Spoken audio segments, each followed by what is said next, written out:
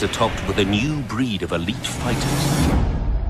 SEALs, Spetsnaz, SAS, Delta. They're some of the most well-known special operations forces of the world. The best of the best. They've proven their effectiveness time and time again. But with current world events, the necessity for other countries to have their own specialized elite units is greater than ever. Today, special operations forces exist in militaries all over the globe. Forces like the Norwegian FSK, rugged Arctic warriors tasked with protecting oil rigs from terrorist attacks. The famed British SAS, whom almost all other forces are modeled after. The Republic of Korea's UDT, trained by US Navy SEALs to protect their waters from the danger in the north. The well-respected Polish GROM, who've never lost one man in battle over hundreds of missions. US Delta Force and Navy SEALs, making history with recent wars in the Middle East. Russian Spetsnaz, masters of deception and bizarre training techniques. And the mysterious American OGA, providing crucial intel to operators in the field. Listen to the stories, see the high-tech weaponry, and witness the grueling training through the eyes of the actual international operators themselves. This is Global Warfighters. High-level targets, hostage rescue, counter-terrorism. There are certain types of operations that often fall outside the scope of conventional military forces. A Tier 1 operator is someone who is talented, who's focused, who is operationally mature, who's tactically patient. And when you put that person in a group of like-minded operators, they become a very effective fighting force and one hell of a deterrent for the bad guys of the world. Special forces play very, very important role in a whole political process in a world now. We need special forces operations today because they're cost effective. If you can use small numbers of men effectively to strategically affect the operations of a foreign power or a terrorist organization, then it's a very good way of a country using its limited resources. You truly have the best of the best. And what that allows a country to do is to have a so-called scalpel. You know, where your conventional forces serve more as a sledgehammer, you can go in and probe and basically set the stage for a conventional force to come in and change a war. In the wake of major terrorist attacks and wars supported by the international community, the need for countries to develop their own special operations forces has grown. But before global terrorism originally became a major issue in the 1970s, very few had ever heard of special operations forces. It wasn't until 1980, when hostages were taken at the Iranian embassy in London, that an unknown Tier 1 unit took the world stage. A group of Arabistani terrorists took over the Iranian embassy in London. They took 24 hostages. On the 6th day, the charge d'affaires, a man called Lavazani, was murdered by one of the terrorists, at which point control was handed over to the military.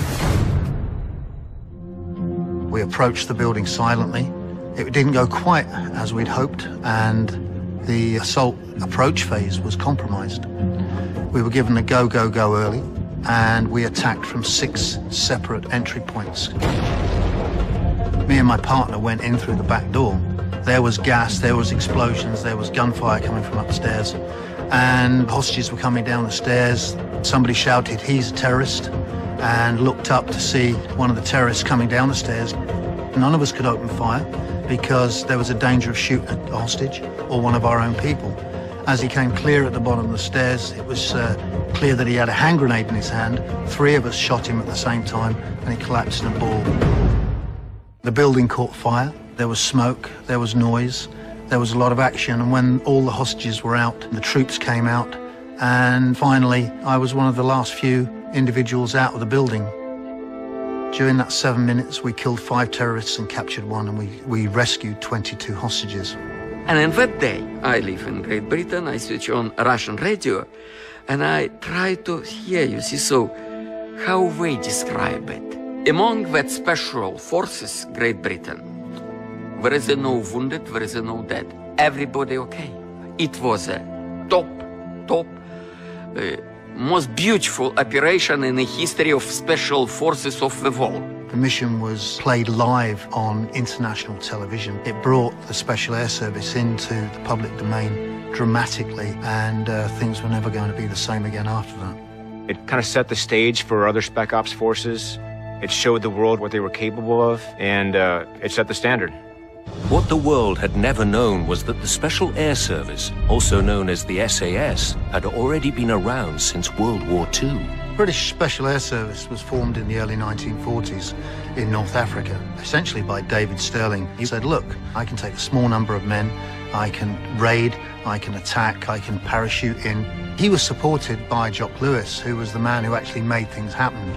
They were looking for adventurers, for men that didn't quite fit the picture, who didn't fit well into the normal disciplined military arrangement. Stirling, in short order in 1942, attacked 3 separate enemy airfields, destroyed over 60 aircraft with no losses to his raiding force.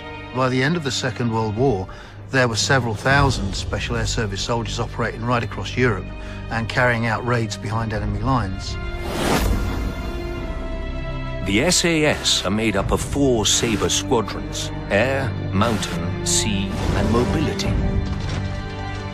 The squadrons are made up of patrols of 4 men, each specializing in either signals, demolition, medicine, or linguistics. After the Iranian embassy siege, the whole world went out and paid the British government to have the Special Air Service train their people to carry out the roles that they now perceived as being absolutely needed and essential. A great many countries, including the United States Special Forces Operational Detachment Delta, have modeled themselves on the British 2-2 SAS, Special Air Service. To this day, the British SAS are still one of the busiest special forces in the world, including operations in the Middle East, Africa, and Northern Ireland. There's only been 1 year since the Second World War where the British Army hasn't been involved in active operations somewhere in the world, and the Special Air Service since the 1950s has been involved in all of them. Today, Special Operations Forces continue to help shape history around the world. As the British SAS made headlines before, the US Navy SEALs are currently the most talked about team around. SEALs can be deployed anywhere, but like their name implies, they specialize in operating around water. SEAL Team 6 made world headlines when they took out the most wanted man in the Western world, Osama bin Laden. But just like the SAS, the SEALs have been around for quite a while. The Navy SEALs were born out of a speech JFK made in 1961. President Kennedy felt the need for a unit that could conduct unconventional warfare in a maritime environment. I am directing the Secretary of Defense to expand rapidly and substantially, in cooperation with our allies, the orientation of existing forces for the conduct of non-nuclear war, paramilitary operations, and sublimited or unconventional wars.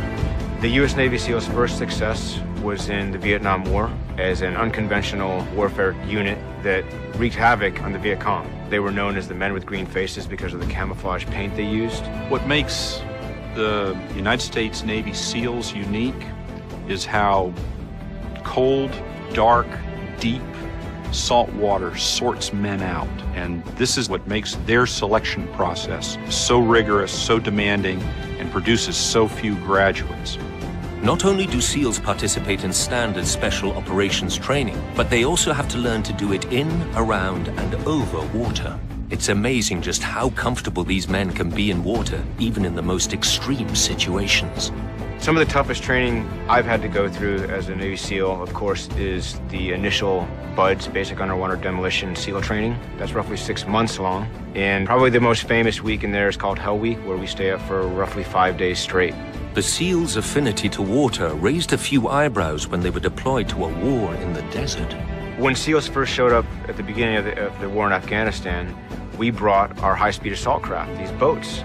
And some of the other forces looked at us like, why do you have boats in Afghanistan? Of course, we did have a reason. You know, we were counting on some follow-on missions maybe in the Horn of Africa.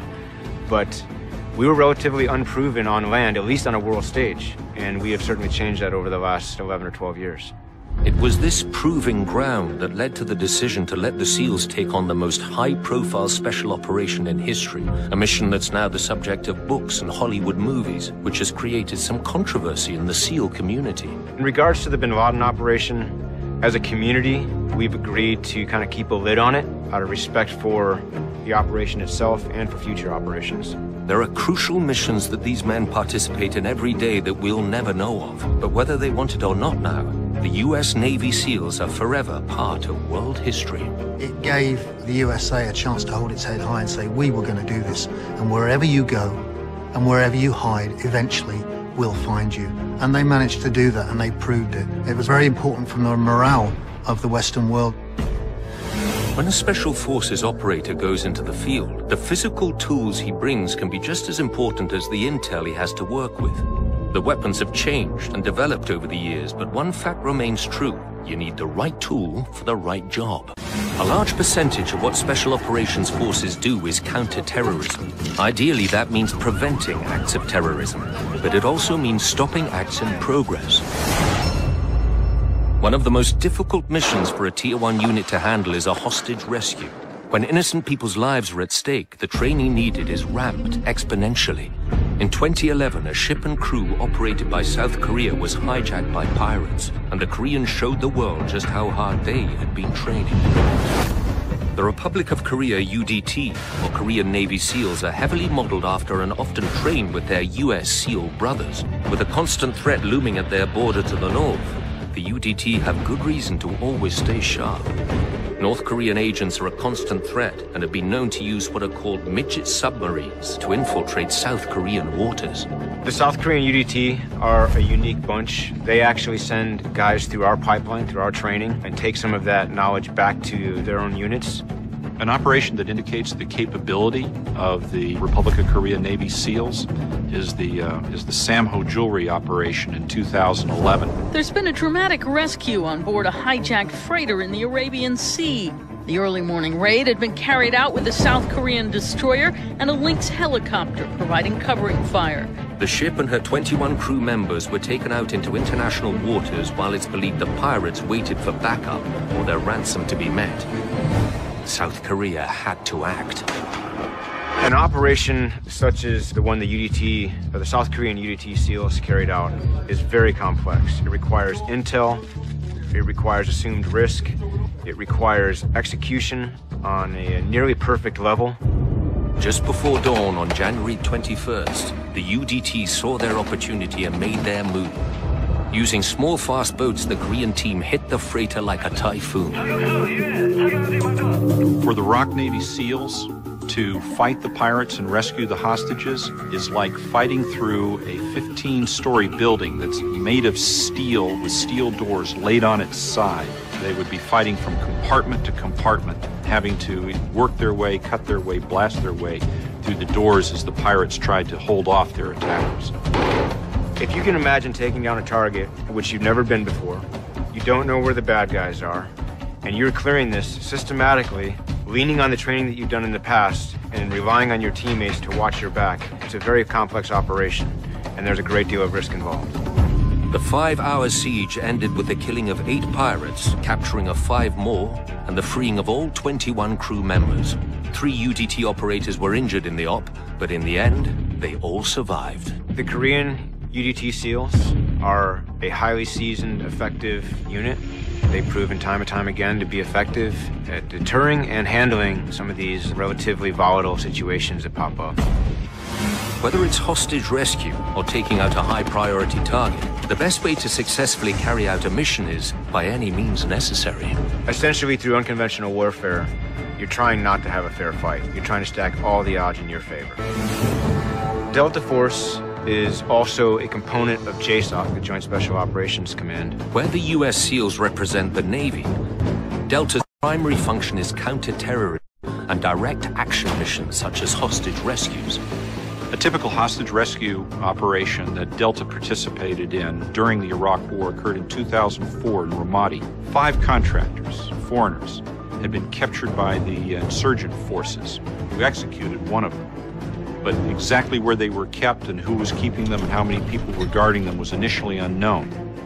Most Tier 1 groups are heavily trained for hostage rescue. It's all about knowing your specific job, trusting your team, and practice. Lots and lots of practice. With excellent intel provided by Polish forces, the hostages' location was pinpointed to a remote house, and Delta sent out on their daring mission. Once the hostages' location was fixed, Delta, with support of its organic aviation unit, the 160th Special Operations Aviation Regiment, would have conducted a templated hostage rescue operation. Delta came in by Black Hawk, fast and furious. By flying low to the ground, the thundering blades of the copters wouldn't be heard until they were right on top of their target. With seconds to prevent the loss of lives, Delta stormed the house from all directions. If you had been on the raid, you would have fought your way into the building, clearing each room, employing all your training and target discrimination to ensure that you kill the insurgents, but you don't kill the hostages, but making sure that you treated them as if they might still be a threat in case any of the insurgents were playing hostage in order to escape the attack. Once on the ground, the entire mission was over in a matter of minutes. The 4 remaining hostages were rescued, and the kidnappers had no idea what hit them. Thanks to specific training that only Tier 1 units experience, Delta was able to do their job with sharp precision. One of the lesser-known Special Operations Forces in the world is the Canadian JTF-2. Canadian Task Force 2 teams are a secretive organisation, particularly counter-terrorist. They're there for the defence of Canadian government, to be used very much as in a counter-terrorist role. The recent rush to valuable natural resources in the north has given Canada a reason to discourage troublemakers from crossing their borders. No one wants a run-in with a highly trained JTF-2 Arctic unit.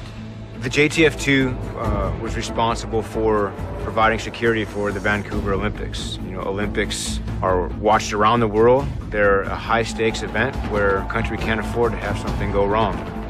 The terrorist activity in the 1972 Munich Games set the stage for Tier 1 Spec Ops forces to be a part of future Olympic events. Canada has gone to great lengths to keep the JTF-2 out of the public eye. Secrecy is extremely important to all Special Operations Forces and a reason for some operators to remain anonymous. When it comes to modern weapons, perhaps no gun has changed the way wars are fought on the ground than the sniper rifle. Just the fact that the enemy know we have snipers out there is a deterrent, will oftentimes make them take different routes or not conduct an operation altogether. The basic element that separates a special operator from a conventional soldier is the type of training. Special Operations Forces training is often long and brutal.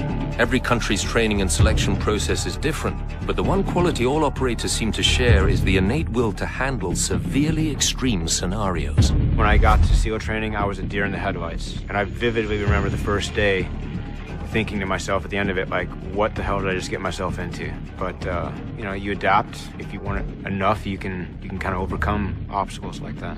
Pass rates for Special Air Service selection are close to 10%. SAS training is very, very hard.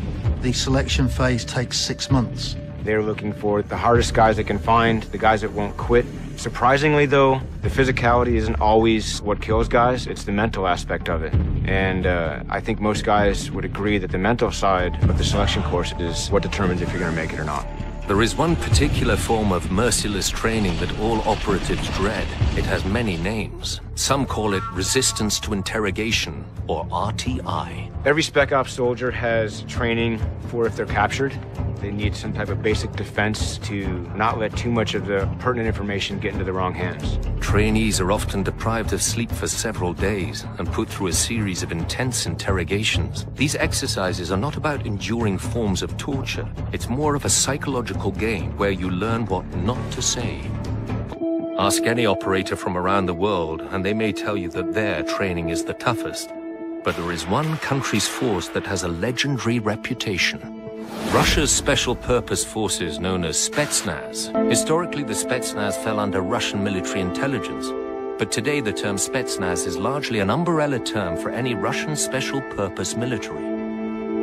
Spetsnaz have been known to specialize in working behind enemy lines, often embedding themselves in civilian populations in order to commit sabotage or just general chaos. I met one guy, one of Mujahid people who fighting against Russian army, and I say about Spetsnaz. What do you think from your point of view? And he say, look, Russian soldiers were not very good. One airborne troop better than 10 ordinary soldiers. But one Spetsnaz is much better than 10 airborne troop. Spetsnaz had a reputation for being very effective and very hard. Since the collapse of the Soviet Union, the role of the Spetsnaz on the world stage has diminished. But at the peak of their history, there was no other special operations force more respected and feared. Stories of their ferocious training were a Cold War staple. But they were not just stories. Spetsnaz candidates were forced to confront their worst fears, no matter how dark. If candidates had claustrophobia, for example. There is a new recruit, and immediately there is a psychologist who somehow, very easy, he can find your phobia. Imagine most terrible situation what can happen with you. They put the people in a coffin, put in a grave, and close the grave. You're inside of a coffin, you see, so you don't know, for 10 minutes you're in a coffin, for 5 minutes. And if you had a fear of blood? There is a slaughterhouse next door, you see, so why not to make one bath of blood? Why not to jump into that blood? It is such a nice thing. Come on, boys. Such training creates an elite brand of warrior, fearing nothing, not even death. There is a Mother Russia, and you died because you protect your father, your mother. You died, and they always glorifying. It was no such a unit as a kamikaze unit, but glorification of suicidal act always in our history was so important. Once training is complete, Spetsnaz was sometimes asked to prove themselves in unimaginable ways. Prospective recruits were dressed in local prison uniforms. Their task was to cross the city of Moscow in 24 hours. Meanwhile, a police report had been made about escaped convicts. It is a real order. And we don't know what can happen, because policemen can shoot you. So 24 hours to cross Moscow from A to B, it is quite tough. They put a lot of emphasis on exotic training, their own form of martial arts, the use of small shovels to be able to throw them like a hatchet and kill a man. Spetsnaz love it because it's such a universal thing, you see, so you can dig it, you can use, you see, so when you're in the water, and as a weapon, you see, so just like that. There's a wonderful sound when spade is, you see, so shook. I love it. They build a huge mythology around their training. It looks good. The people who are Spetsnaz soldiers are very, very tough soldiers. But a lot of this has to do with the image that they want to present to the larger world. It is important for reputation of Spetsnaz. People know, you see, so that guy, he will fight up to end. He will never surrender, and for him it's much better to blow up himself and everybody around him. So people, because they know that, they try to avoid contact with such guys. Just to the west of Russia, the country of Norway has recently experienced tragic events, proving that even the most peaceful of countries can benefit from special operations forces. The Norwegian Forsvaret Spesialkommando is unique because it draws on both the American Navy SEALs traditions and the British Special Boat Service and Special Air Service. The FSK have been involved in the conflicts in Kosovo and more recently in Afghanistan. But it's really the Norwegian environment that makes them unique. Because of the high Norwegian Delta and their training areas in the Arctic, they are among the world's best Arctic troops, without a doubt.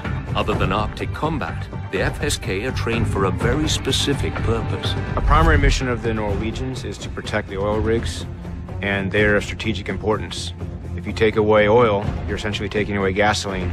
The oil platforms can be very vulnerable to terrorist attack. The training that the Norwegian Naval and Coastal Ranger Special Forces go through is an environment in the North Sea and the Arctic Sea, where if a man goes into the water unprotected, he will die in less than 3 minutes from hypothermia.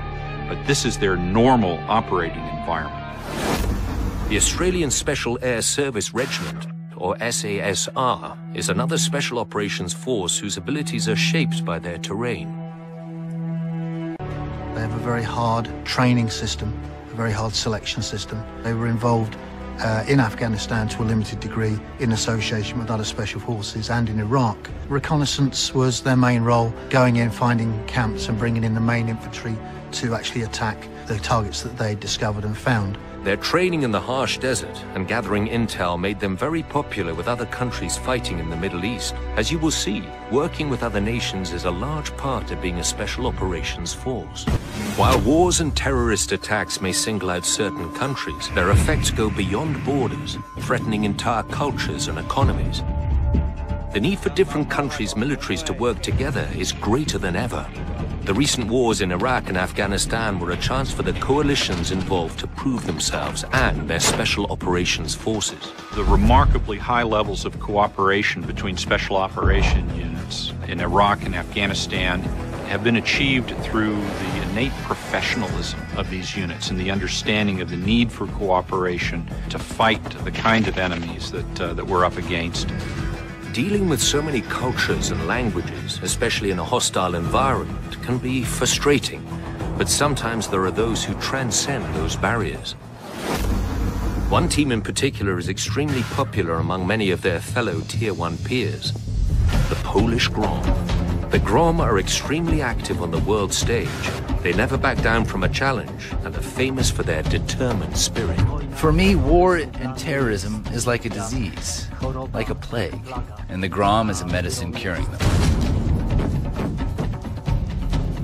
The Tier 1 Polish counter-terrorist unit, Grom, comes from a Polish word, Grom meaning thunderbolt, but the acronym is Operational Mobile Reaction Group.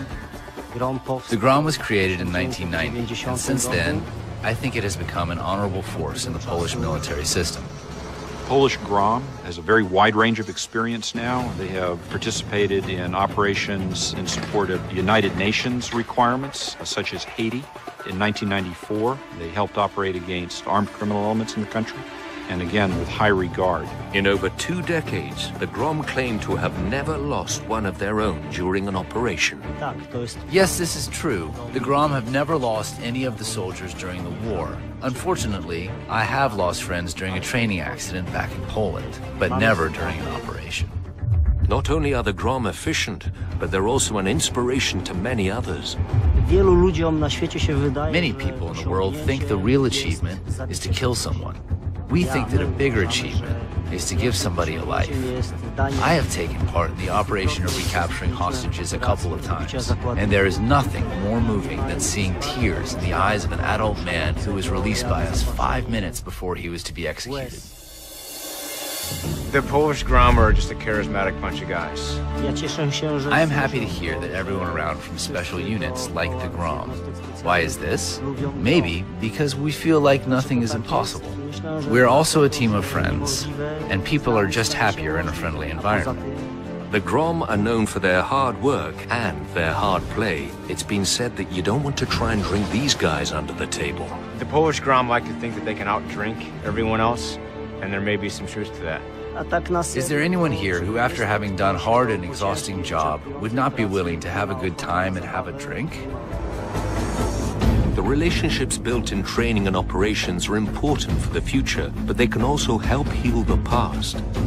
In 1939, Germany started World War II when they invaded Poland. Today, the countries often work together. The German Spec Ops team, the KSK, are very good operators and have excellent training. I value their famous German precision.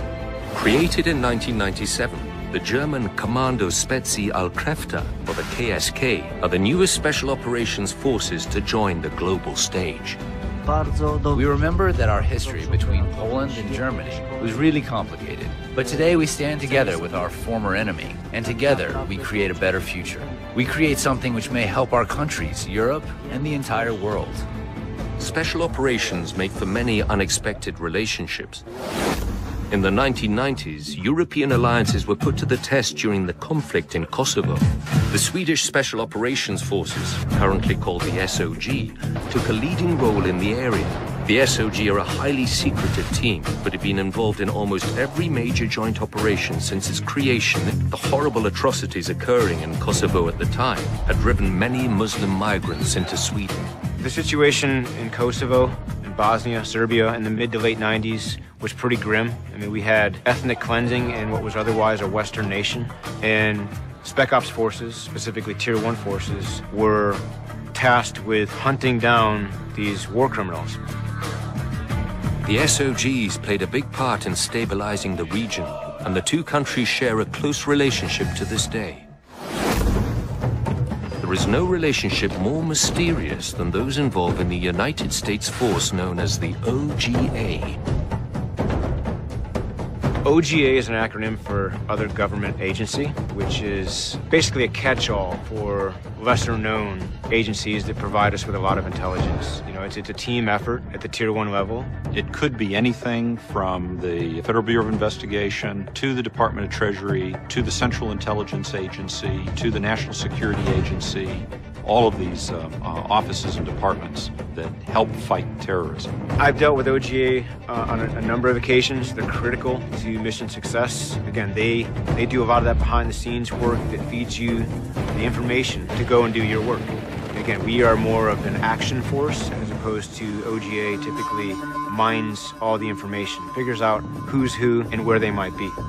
And oftentimes that's the hardest part. I mean, look at the Bin Laden op. We chased that guy for a decade, and it wasn't the action arm of the military that found him, it was OGA that dug up where he was and then sent in a SEAL team to go grab him. As more countries develop their own special operations forces, there is a greater opportunity for them to train and work together. In 2006, the Special Operation Command Europe created an annual event called Jackal Stone. Jackal Stone gives different special operations forces the chance to train together, share tactics, and to gain mutual respect from one another. Our cooperation with other units in the world is very important as we exchange our tactics and experiences. Today, warfare evolves very quickly, so there is no other choice but to work together in order to be a step ahead of our enemies. Terrorism doesn't always operate within borders. A plane full of Americans can be hijacked in Somalia and land in London. Complex situations like that can only be handled through established relationships and an understanding of one another's training. The biggest reward is building those relationships and being able to tie into those in future conflicts. As relationships and alliances continue to grow between special operations forces, the entire world becomes a safer place. Each country may face their own unique adversaries, but between the extreme training, the surgical precision, the fearless spirit, and the overcoming of impossible odds, rest assured that the best possible men are on the job.